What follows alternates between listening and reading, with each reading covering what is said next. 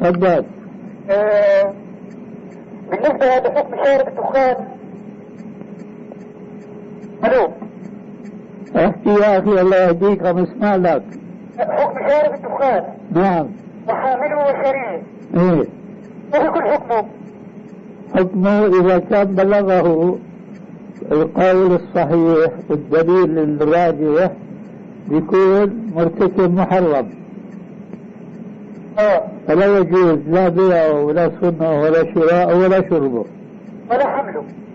ولا حمله ولا نقله ولا اي شيء. نعم. هذا اذا كان بلغه الحكم الشرعي من وجه صحيح. اما اذا كان لم يبلغه فلا يؤاخذ. نعم. بالنسبة لورق الجرائد.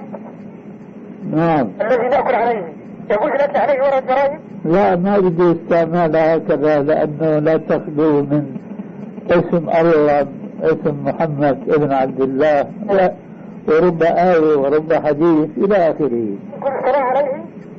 كيف؟ الصلاة عليه؟ صلاة؟ ما بدك تدوس عليها؟ لا يعني يدخل عليها.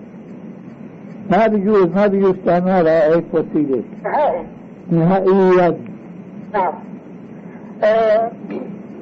يقول احتداء مسجد على بيت. يجوز إذا أوقف. إذا أوقف مسجدا يجوز.